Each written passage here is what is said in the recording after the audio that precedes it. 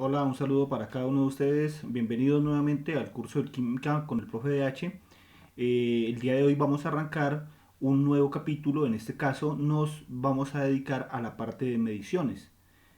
Concretamente en este video trabajaremos con los conceptos de lo que son la longitud, el área, volumen, masa y peso, densidad, tiempo y escalas de temperatura. Miraremos qué es cada uno de ellos y cómo se mide cada uno de ellos. En el caso de la densidad y de las escalas de temperatura también realizaremos unos ejercicios de práctica. Bienvenidos, entonces vamos a arrancar.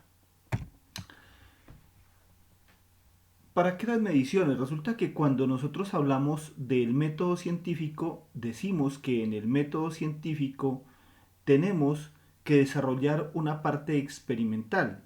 Y esa parte experimental requiere necesariamente que se haga una medición. Por ende, es importantísimo que se aprenda a hacer debidamente una medición. Pero entonces caemos a la pregunta inmediata: ¿y qué es medir? Entonces, cuando hablamos de medir, estamos hablando de hacer una comparación de lo que usted quiere medir con un patrón que ya está existente. Ese patrón está hecho con base a una unidad que es algo que se ha definido con mucha anterioridad. ¿Cuáles son las unidades básicas que encontramos en el sistema internacional? Entonces, para que entendamos un poco acerca de esto, recordemos algo que ocurría hace mucho tiempo. En años anteriores, cuando se hacía una medición, una investigación, cada uno de los grupos que hacían su investigación tenían sus propias unidades, sus propios medios, sus propias formas para hacer sus mediciones. Cuando esta información se quería cotejar con la información de otro lugar, de otro sector, de otro grupo de investigadores, tenían esa gran dificultad, que las unidades que usaban unos eran diferentes a las que usaban otros. Desde ahí apareció la necesidad de crear unas unidades básicas que se utilizaran a nivel de todo el planeta para hacer más fácil la interpretación de los resultados que se obtenían en las diferentes partes del mundo. Se acordó entonces que existen unas unidades para cada tipo de medición y que cada unidad tendrá su propio símbolo. Hablamos entonces que cuando queremos medir una longitud, entonces se utilizará como unidad de medida el metro y su símbolo es la letra M minúscula. Es importante cuando se hacen las mediciones que estas abreviaturas o símbolos se manejen de buena manera. Aquí, por ejemplo, acabo de decir que la unidad básica de medición en la longitud es el metro y el símbolo es la letra M, pero es una M minúscula. Encontraremos más adelante que si la cambiáramos por la letra M mayúscula ya significará otra cosa. La masa. Cuando hablamos de la masa, la unidad internacional es el kilogramo y su símbolo es K minúscula, G minúscula. Tiempo. La unidad fundamental es el segundo y su símbolo la letra S minúscula. La temperatura del sistema internacional son los Kelvin y su símbolo es la K mayúscula. La cantidad de sustancia tiene como unidad al mol y su símbolo también se llama mol. La corriente eléctrica tiene como nombre de unidad amperio y su símbolo es la letra A mayúscula. Y por último, la intensidad luminosa, el nombre de la unidad es la candela y su símbolo CD. Entonces, esto es básicamente lo que se utiliza a nivel internacional en cualquier tipo de medición. Claramente hay más. Unas de ellas serán compuestas, es decir, estarán integradas por una unidad de longitud y otra del tiempo, por ejemplo, metros sobre segundos para identificar la velocidad, pero entonces aquí ya estamos hablando de unidades compuestas. Hay más mediciones básicas, pero para el interés de este curso, realmente estas primeras 5 son las que más se van a tener en cuenta. Comencemos con las mediciones de longitud.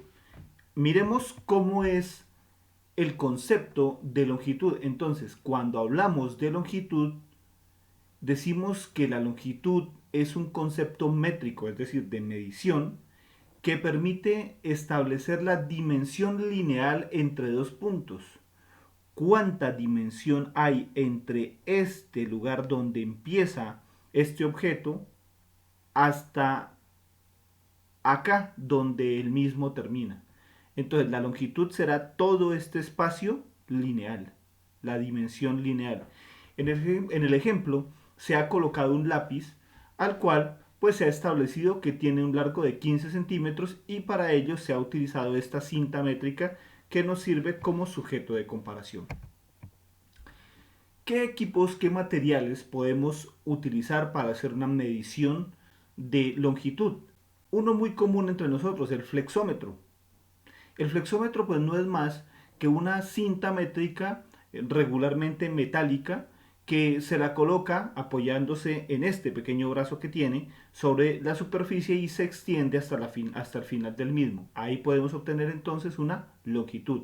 El odómetro es un artefacto, es un aparatico que la medición la lee apoyado en el giro de esta rueda. Entonces lo hacemos rodar y va contando el número de vueltas y después por una conversión interna se podrá saber qué longitud hay en ese espacio que se desplazó dicha rueda. El calibrador es un instrumento que se utiliza para medir longitudes con bastante precisión. Existen diferentes formas de hacerlas utilizando este pequeño objeto eh, y regularmente se utiliza para mediciones no tan grandes.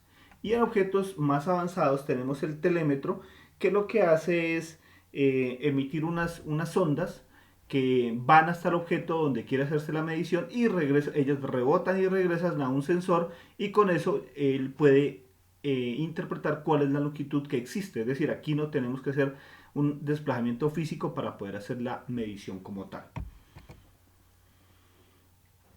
¿Qué unidades se utilizan cuando se está haciendo una medición de longitud? Las unidades más comunes son el metro, el centímetro, el kilómetro. Estas, si notamos, están encabezadas por la unidad base. Este metro es la unidad base de lo que es la longitud. Derivaciones de ellos, el centímetro, que conocemos que es más pequeño que el metro. Derivaciones de ella el kilómetro, que conocemos que es más grande que el metro. Y hay otras que de pronto no son tan comunes y no pertenecen al sistema internacional. Aquí observamos que está la pulgada de símbolo IN, inch, el pie de símbolo FT, de foot en inglés, la yarda YD y la milla MI. Estos pertenecen al sistema inglés de mediciones, que es uno de los sistemas que todavía eh, perdura en menor cantidad que el internacional ha sobrevivido al tiempo. Algunas equivalencias de longitud. Cuando yo hablo de equivalencias, ¿a qué me refiero? Recordemos que equivalencia significa igualdad. Entonces, cuando se dice que tenemos una pulgada, un inch, tendremos que saber, tendremos que tener en nuestra cabeza que una pulgada es equivalente a 2.54 centímetros. Es decir, aquí está el encuentro entre dos sistemas de medición.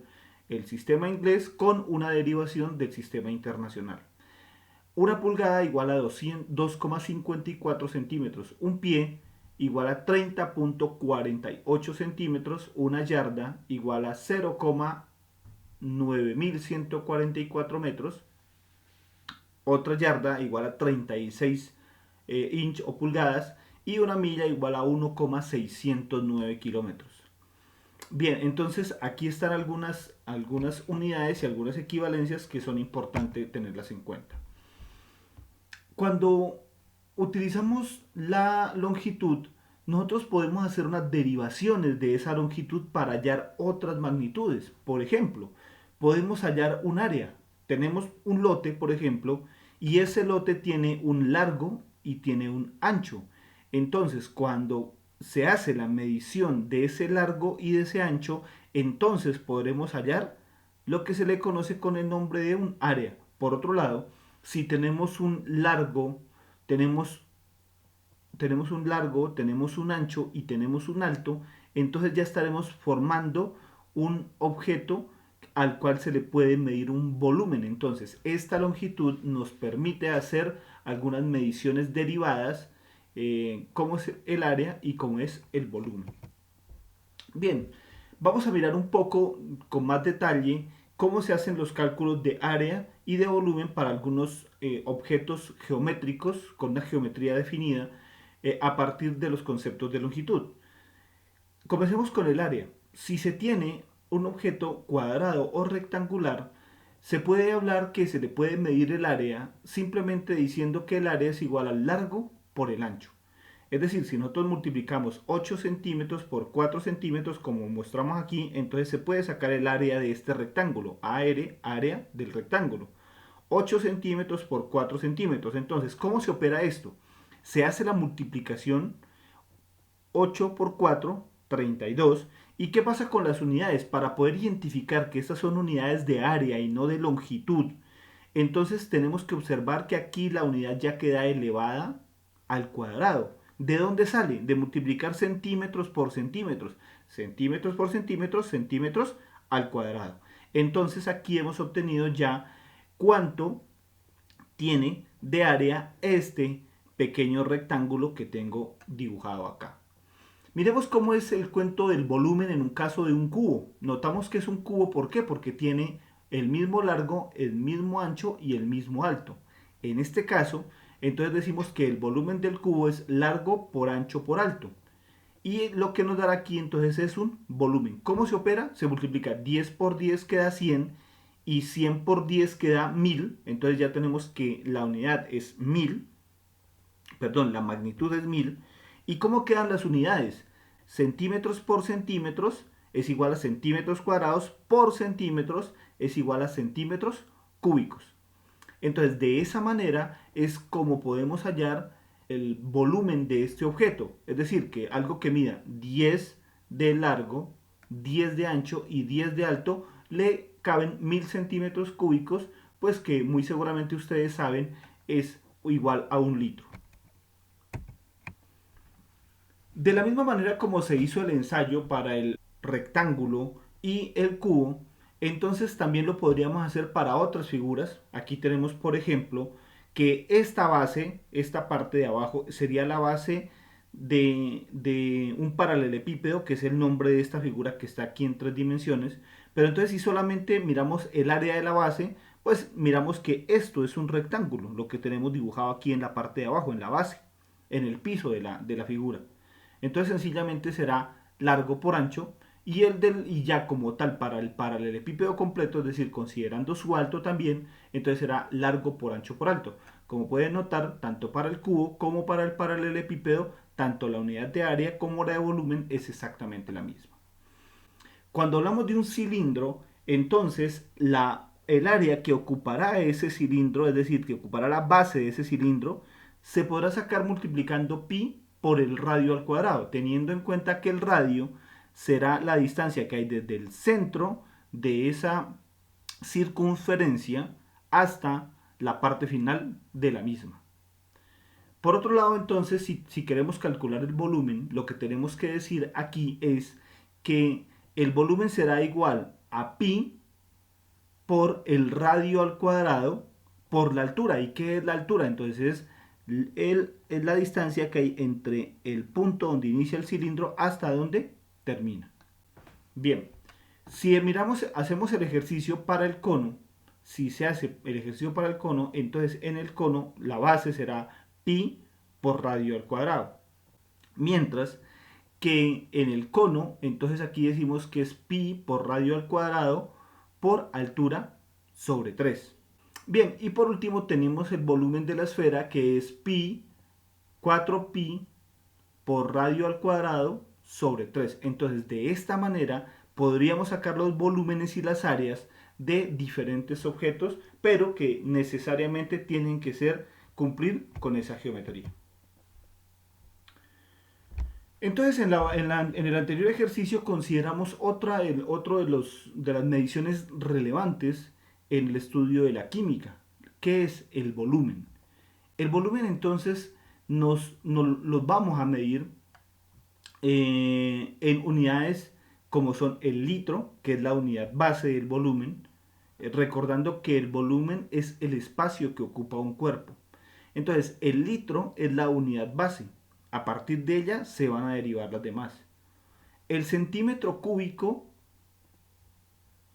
de símbolo cm minúsculas a la 3, el mililitro, que es m minúscula, l mayúscula, el metro cúbico, que es m a la 3, el pie cúbico, que es ft a la 3, y otras como los microlitros, que es el símbolo de la letra mu con la L mayúscula. Algunas equivalencias importantes, una que toca tenerla clara sí o sí, que un centímetro cúbico es igual a un mililitro. Un litro es igual a 1000 mililitros, un metro cúbico es igual a 1000 litros, y otras por acá que ya las consideraremos más adelante. Bien, entonces, ahora sí, formalmente, ¿qué es el volumen? Entonces, el volumen es el espacio que ocupa un cuerpo. Podemos nosotros hablar de volúmenes geométricos, que fue lo que ya vimos. Esto ya lo consideramos hace un momento. Cuando digo volúmenes geométricos me refiero a que son cálculos de volumen que se le pueden hacer a objetos que tienen una geometría específica. Aquí en la imagen tengo al cilindro. Pero entonces no son los únicos volúmenes que se pueden medir. Se puede entonces buscar la forma de medir el volumen de un líquido o de un sólido amorfo como una piedra. ¿Cómo se procede entonces en estos casos? Miremos. Cuando queremos medir un volumen de un líquido, entonces ya requerimos de algunos objetos que ya son un tanto más especializados, pues, pero en términos generales los podemos conocer. Como puede ser una probeta. ¿Qué es una probeta? Básicamente es un cilindro que tiene una cantidad de rayitas que nos van indicando a qué volumen corresponde. ¿Esto cómo se logra? Sencillamente el productor de las probetas, quien las elabora, quien las hace, tendrá un patrón de comparación y entonces hace este cilindro a una medida específica y le calibra las líneas para que midan lo mismo que dicho patrón. Algo muy común en nuestras casas, las jeringas. Entonces hemos notado que las jeringas tienen unas rayitas y allí van indicando qué volumen mide. Regularmente estos volúmenes están dados en mililitros, que es la unidad más adecuada para este tipo de objetos. Ya en el laboratorio encontramos, por ejemplo, lo que son las buretas. Las buretas, a diferencia de lo que son las probetas, su escala no va de abajo hacia arriba, sino que va de arriba hacia abajo. Entonces notamos que él va midiendo el volumen hacia abajo. ¿A qué se debe esto? A que cuando se usa una bureta, al abrir aquí la llave, lo que se permite es que gotee el líquido a partir de este ducto, de este conducto, y comience a bajar. Entonces ahí se podrá ir haciendo la medición. Una pipeta. Una pipeta es algo que no necesariamente tiene que ser cilíndrico, sino que aquí los productores se toman el trabajo de colocar el lugar, la marca, para indicar exactamente a dónde mide el volumen que se necesita. Y por último tenemos al matraz, que es este objeto que tiene esta forma que es bastante particular, y el objeto lo que busca es ser muy preciso con los volúmenes. Pero a diferencia de la probeta, de la jeringa, de la bureta, este matraz viene estandarizado con un volumen. Es decir, si el matraz dice que es 50 mililitros hasta este punto, solamente sirve para medir 50 mililitros. No puede medir más ni menos con precisión. Resulta que cuando uno quiere hacer una medición de volumen, tiene que saber medir debidamente. La medición de un volumen de un líquido tiene unas características particulares que se tienen que respetar para que podamos hacerlo de buena manera. Supongamos que queremos hacer una medición de 20 mililitros. Entonces, cuando empezamos a llenar la probeta, por ejemplo, notamos que queremos llegar hasta aquí, hasta este punto donde está la flecha. Entonces, y nuestra medición, nuestro volumen ha quedado solamente hasta acá. Entonces el líquido viene hasta aquí, hasta ese punto. Esto que acabamos de hacer no es correcto. ¿Por qué? Porque cuando queremos hacer la medición nos tiene que quedar de esta manera, siempre mirando de frente. Siempre tenemos que ver la probeta o el objeto que estemos utilizando para hacer la medición, mirarlo de frente. Y que la curvatura, que esto que se denomina menisco, quede de la siguiente manera. La base del menisco quede justo sobre la medición. Así parezca que se pasa hacia acá. Entonces miremos cuáles son los errores que tenemos aquí. Encontramos que para este caso particular el menisco está muy abajo, no estaríamos midiendo 20 mililitros. En este caso de acá tiene menos error que en la primera imagen, pero aún así la cola todavía está por debajo, así que sigue teniendo error. Un error muy común, no colocar el equipo de medición, el objeto de medición, el material de medición de frente, sino que colocarlo por debajo o por encima, como miramos en estas dos imágenes. Entonces, como no estamos viendo de frente, estas mediciones muy seguramente nos van a quedar mal realizadas. Habiendo pasado ya por la parte de la medición de materia en estado líquido, pasemos a la medición de la materia, pero ya en cuestión de sólidos amorfos, como es una piedra. Bueno, entendamos que amorfo significa sin forma, ¿no? Sin forma concreta. ¿Cómo hacemos para medir el volumen de un sólido amorfo? Si nosotros nos pusiéramos a hacer la medición con una cinta métrica intentando buscar algo geométricamente similar a un cono, a una esfera, a un cilindro, pues realmente nos daría muchos problemas. Este problema se resolvió ya hace mucho tiempo y la solución que se le dio fue bastante simple. Cogemos una probeta, se le coloca un volumen, aquí en el ejemplo han puesto 22 mililitros, y lo que se hace es introducir la piedra dentro de esa misma probeta. Notaremos que la piedra hace un desplazamiento de ese volumen. Entonces, lo que se encontró es que el volumen que se desplaza el agua es exactamente el mismo volumen que tenía la piedra. Entonces, para identificarlo, pues es bastante simple. Decimos que el volumen de la piedra o de la roca es igual al volumen final, que en este caso es 26, menos el volumen inicial, que era 22, y ahí obtenemos entonces que el volumen que ocupa esa roca es apenas de 4 mililitros. De esta manera tan simple podemos nosotros, sin necesidad de entrar en muchas mediciones, podemos identificar cuál fue el volumen del objeto que se estaba estudiando. Terminando con lo de volumen, entonces vamos a pasar a una nueva medición. En este caso hablamos de una medición de masa. Comencemos. ¿Qué es la masa? Entonces, la masa es la medida de la cantidad de materia que tiene un objeto.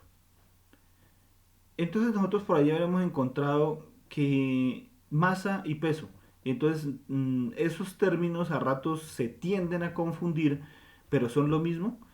La respuesta es no, no son lo mismo. El peso, a diferencia de la masa, que es cantidad de materia, el peso es una fuerza que está asociada con la gravedad.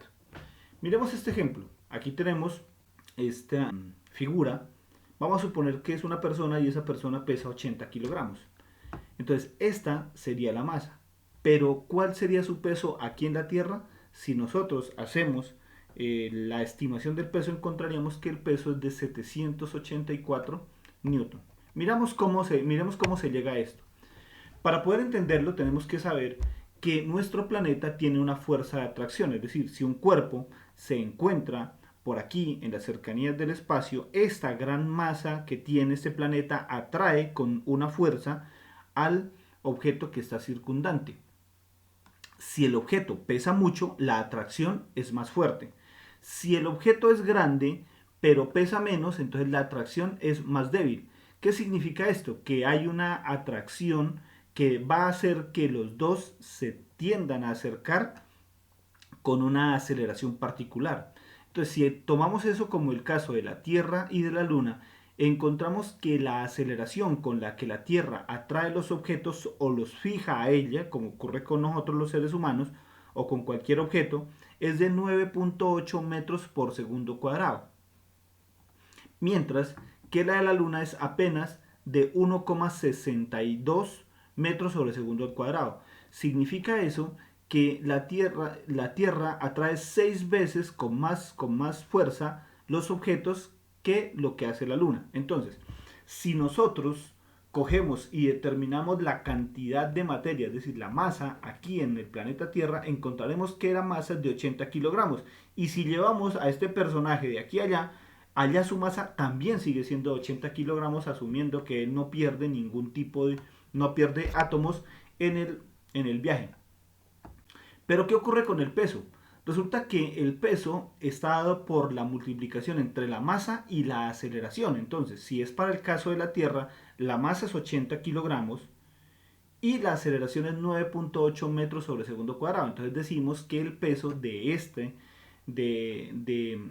personaje sería de 784 newtons, mientras que el peso del mismo personaje en la Luna es apenas de 130 newtons al hacer el mismo cálculo. Bien, entonces en síntesis, la masa es diferente al peso. La pregunta es, bueno, ¿y entonces por qué nosotros lo utilizamos indistintamente? ¿Por qué decimos masa y decimos peso sin entretenernos mucho? La razón es bastante simple. El manejo de nuestra vida está asociado a este planeta. Nosotros no vamos a hacer mediciones a la Luna, o por lo menos las personas del común no lo hacemos. Entonces, como hacemos siempre, entonces podemos establecer que todas las mediciones están hechas con la misma aceleración y entonces hay una correlación entre lo que es la masa y el peso, y es la razón por la cual se hace, digamos, se utilizan de manera indistinta, pues sin tener mayor precaución. Cuando hablamos de medición de masas, es bueno saber con qué se miden las mismas.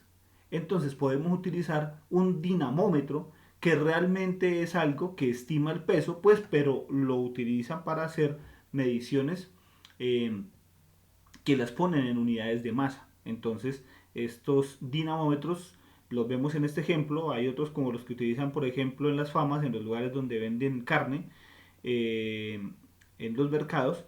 Le colocan aquí un platón y sencillamente la fuerza que haga ese trozo de carne hacia abajo, pues desplazará un resorte que tiene esto en su interior y nos podrá decir cuánta masa hay allí. Tenemos otros más elaborados, ahora digitales, ya no tan analógicos como el de acá, pero funcionan bajo un sistema similar. Tenemos aquí una balanza. Lo que se hace con las balanzas, sencillamente se coloca un contrapeso. Aquí, por ejemplo, un patrón de 10 gramos, y acá se va colocando en la otra una cantidad que se quiera pesar, hasta que esto queda justo en el centro. Cuando queda justo en el centro, entonces se dice que la masa que se acaba de depositar aquí es igual a la del patrón que se tenía acá, que entonces será 10 gramos.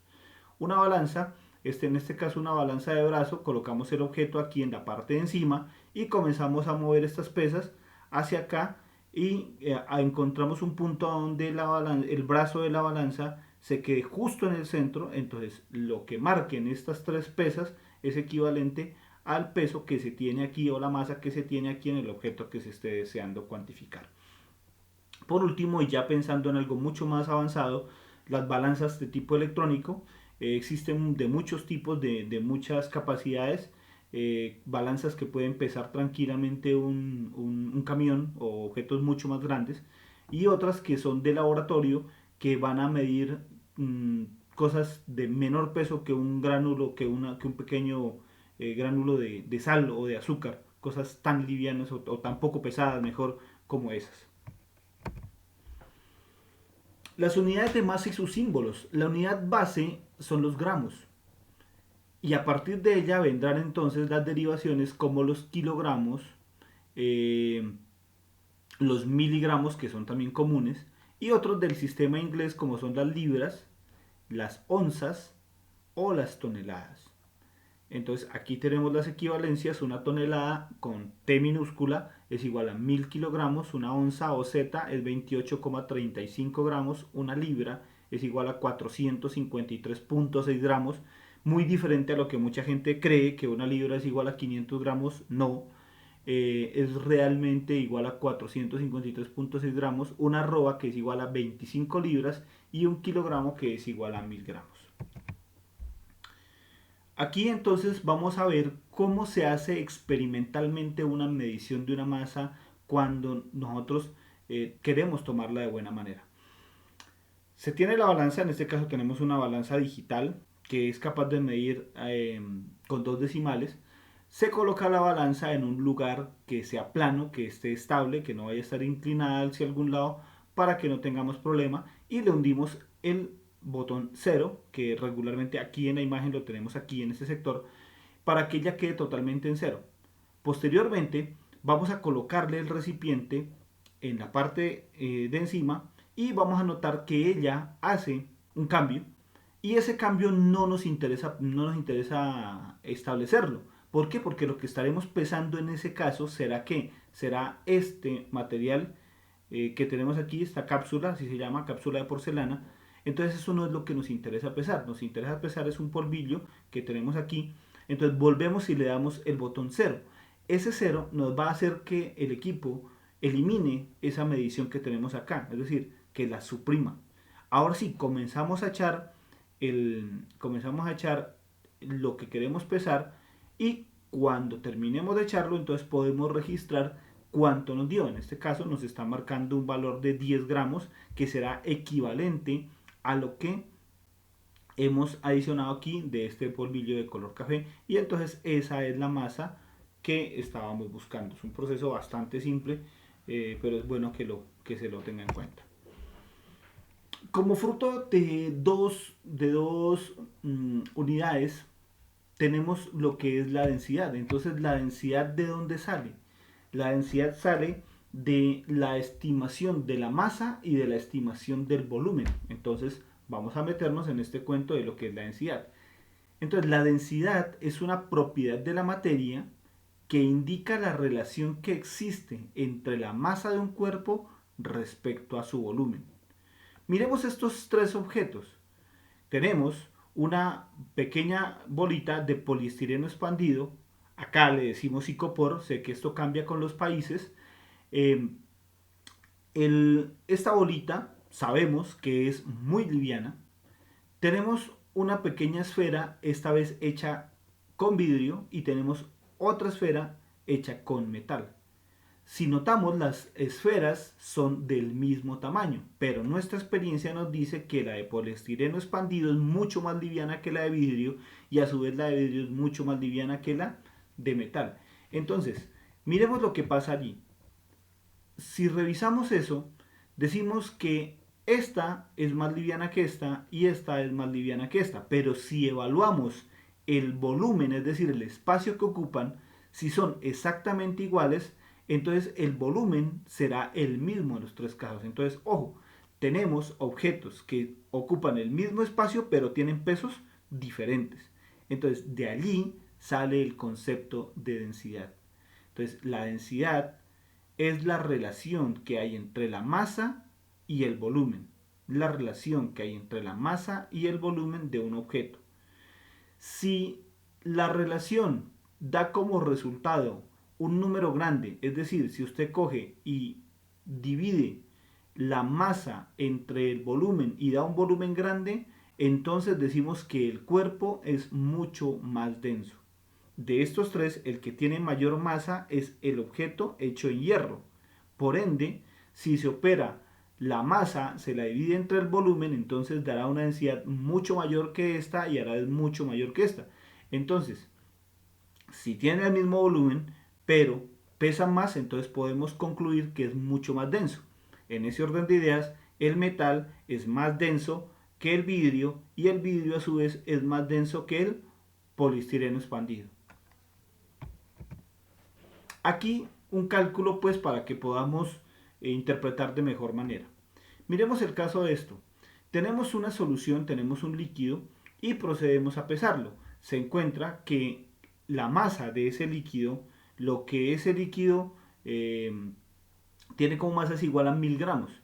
Y su volumen, aquí en este matraz volumétrico, que es de 1 litro, que es de 1000 mililitros, es igual a eso, 1000 mililitros. Entonces, si hacemos el cálculo de la densidad, entonces decimos densidad es igual a masa sobre volumen, entonces reemplazamos ahí 1000 gramos dividido 1000 mililitros, entonces decimos que la densidad es igual a 1,0 gramos sobre mililitro.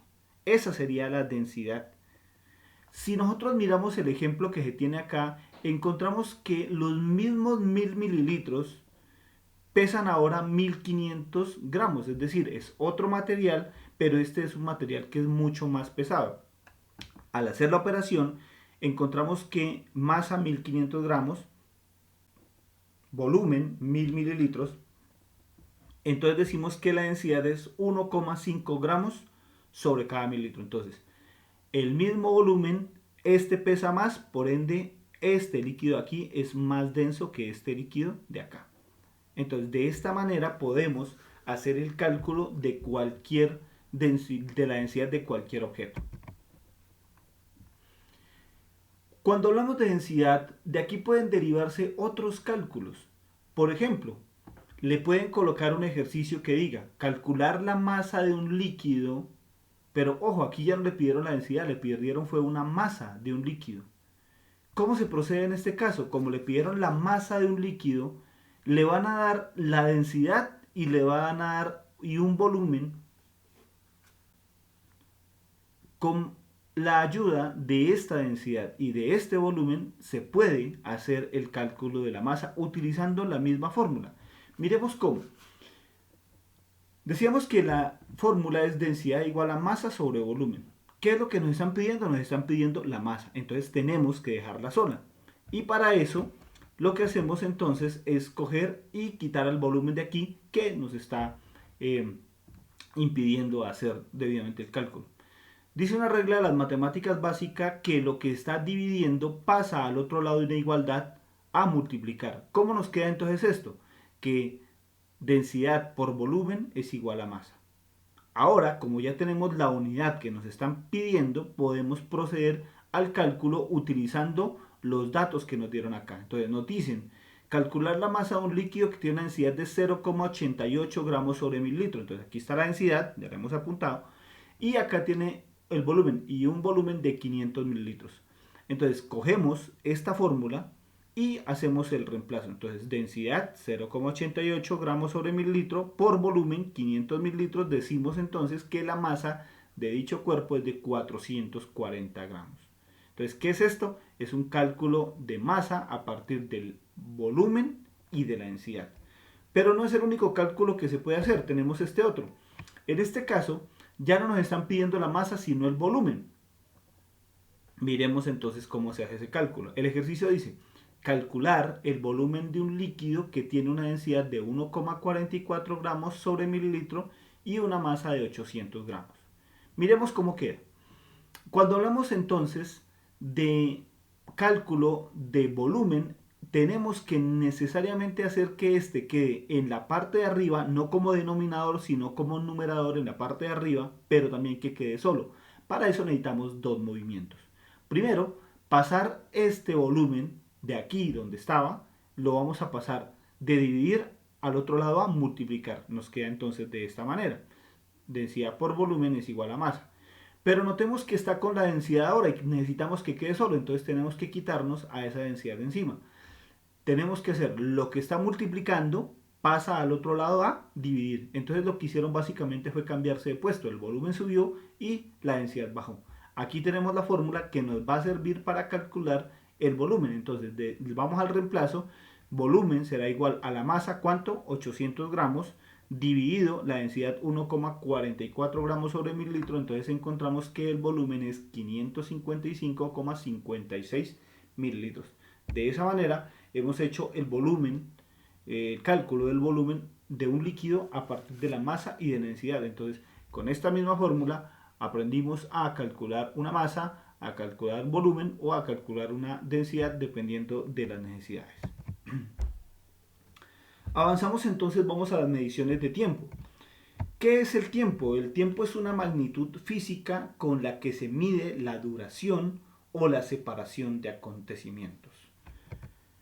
¿Con qué lo podemos medir? El tiempo se puede medir, los objetos comunes de medición de tiempo son el reloj, el cronómetro o podemos utilizar un temporizador.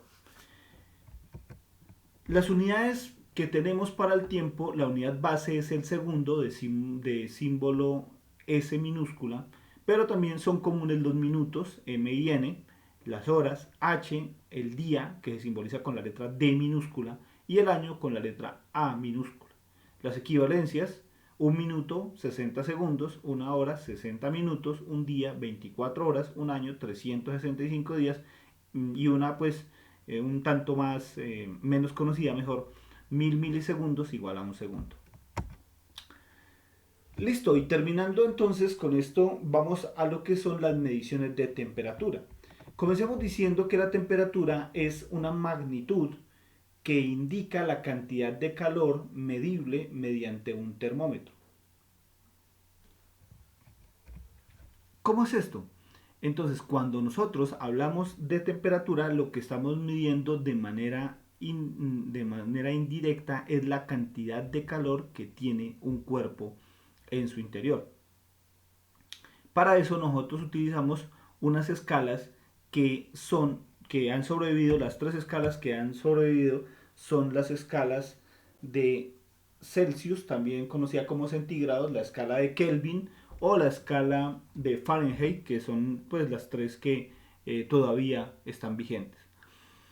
¿Con qué medimos la temperatura? Podemos utilizar un termómetro digital, que lo que hacen regularmente es tienen una termocupla, que es un sensor digital de calor, y eso lo pasa a una escala de temperatura. Podemos utilizar el termómetro, en este caso un termómetro de vidrio, que lo que hace es cuando se mete a un cuerpo caliente, este líquido que está aquí en este bulbo se expande y comienza a subir por un microtúbulo, por un cilindro muy pequeñito, y entonces entre más se expanda es porque hay mayor temperatura, pero si él está también en algo caliente y lo pasamos a algo frío, entonces el líquido que está aquí, en vez de expandir, se encoge, entonces él tiende a bajar.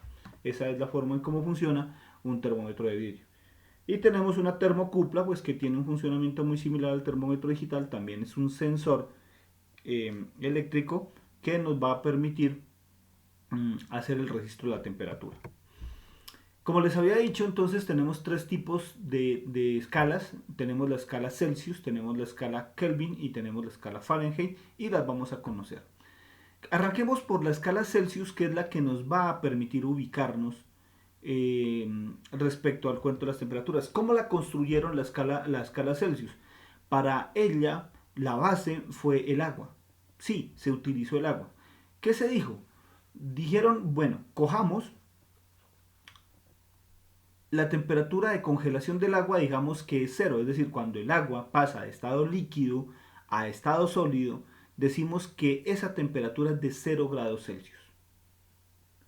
Y digamos que cuando el agua pasa de estado líquido a estado gaseoso, es decir, cuando hierve el agua, entonces ya la temperatura es de 100. Entonces pusieron entre esos dos puntos, pusieron 100 grados al medio. Y cogieron y repartieron lo demás en 100 pequeñas partes y a cada una de ellas le llamaron grados. Esa fue la forma en cómo se construyó la escala Celsius. Pero ¿qué pasa? Resulta que hay cosas que sí son más calientes que el agua hirviendo, mucho más calientes. Entonces ellas cogían de 100 para arriba, siendo números positivos siempre, lo cual no representaba problemas. Pero cuando estamos hablando de cosas más frías que el hielo, entonces tocó utilizar necesariamente valores negativos en la escala. Entonces la escala Celsius utiliza tanto números positivos como números negativos. Y reparte desde la congelación hasta la ebullición del agua la escala de 0 a 100. Esa es la forma como funciona la escala de Celsius. Miremos la escala de Kelvin. En Kelvin se quitaron el problema que se tenía con el cuento de los valores negativos de temperatura. ¿Qué fue lo que hizo Kelvin para establecer su escala? Cogió la temperatura más fría que se considera, que es de alrededor de menos 273,15 grados Celsius, y a ese menos 273,15 grados Celsius dijo que era igual a 0 Kelvin. Con eso, que se aseguró que no existan temperaturas negativas. Y entonces se vino hacia arriba. Cuando se llegó a 0 grados Celsius, entonces ya la temperatura en Kelvin es 273. Y cuando se va pasando a otros valores, como por ejemplo el de ebullición del agua, entonces pasará de 273 a 373. ¿Qué significa esto? Significa que por cada grado Celsius que aumenta la temperatura, también aumenta un Kelvin la temperatura. Otro ejemplo más. Si esta temperatura pasa de 0 a 1, entonces aquí será 273, pasa a 274. Es siempre 1 a 1. Miremos en el caso de acá. La escala Fahrenheit regularmente la utilizan en países donde se usa el sistema inglés. En este caso, la temperatura tiene otra connotación, tiene una forma distinta. Notemos que mientras que en la escala Kelvin y en la escala de grados Celsius, aquí han avanzado 25 grados, miremos que la diferencia que hay acá es significativamente más grande, es de 45 grados. Es decir, mientras que por cada grado que aumenta este también aumenta un grado, acá eso sencillamente no aplica. Entonces aquí tenemos otra escala, es otra escala sobreviviente, se llaman los grados Fahrenheit. Tenemos unas ecuaciones que nos va a permitir hacer conversiones entre las escalas de unidades. Entonces aquí tenemos como una ecuación para pasar de grados Celsius a Kelvin, otra para pasar de Kelvin a Celsius, otra que es para pasar de Celsius a Fahrenheit y de Fahrenheit a Celsius. Entonces aquí tenemos las ecuaciones correspondientes. Muy seguramente ustedes se las habrán encontrado con unos fraccionarios que dicen, en el caso de la Fahrenheit, que habla de 9 quintos y de 5 novenos. Pues lo que sencillamente he hecho es, en vez de dejar el fraccionario, he colocado aquí cuánto vale eso, pero ya con decimales. Entonces, para que miremos cómo es el uso de estas ecuaciones de conversión, voy a hacer algunos ejemplos donde se hará la conversión de estas entre escalas de temperatura. En la diapositiva anterior encontrábamos que 25 grados Celsius era igual a 298,15 Kelvin. Miremos cómo se llega a esa respuesta. Entonces, si nos piden pasar de grados Celsius a Kelvin, entonces tenemos que utilizar la ecuación que sirve para eso, esta, de Celsius a Kelvin. Entonces vamos a llevarla acá y vamos a reemplazar. Entonces temperatura en Kelvin será igual a la temperatura en Celsius más 273,15. Entonces metemos este 25 aquí y hacemos la suma. ¿Cuánto nos da? 298,15 Kelvin. Esa es la temperatura de 25 grados Celsius en Kelvin. ¿Cuánto? 298,15. Ahora hagamos un ejercicio donde se quiere pasar 56 grados Celsius a grados Fahrenheit. Entonces aquí tenemos de Celsius a Fahrenheit y de Fahrenheit a Celsius, pues claramente es esta la que tenemos que utilizar. ¿Cómo se procede? Cogemos, se pone el valor que nos dieron aquí, el 56, y ojo con esto, porque aquí es donde regularmente se generan los errores cuando van a la evaluación. Primero hay que hacer la multiplicación. Coger el 56 y multiplicarlo por el 1,8. Una vez se tiene esto, que nos da 100,8, ahora sí le sumamos el 32. Aquí 32. Le sumamos el 32 y el valor que se obtiene es 132,8 grados Fahrenheit. De esta manera llegamos entonces a el resultado que se necesita. Bien, con esto hemos terminado. Es un tema un poco extenso, pero hemos hecho el estudio, la introducción a lo que son la parte de las mediciones. Conocimos acerca de las mediciones básicas que se utilizan en el ámbito científico, pues para hacer diferentes estudios. Espero que la información les haya sido útil, les ayude en su elaboración de su curso de química, y entonces vamos a continuar con un tema similar en nuestra próxima entrega, en nuestro próximo video. En este caso lo que se va a hacer es la conversión de unidades, cómo pasar de una unidad específica, por ejemplo, de litros, cómo convertirlo en mililitros, o podemos poner el caso de cómo convertir toneladas en arrobas y similares. Entonces espero que la explicación haya sido suficientemente clara y que nos sigan acompañando en el curso de química básica. Feliz resto de día para ustedes.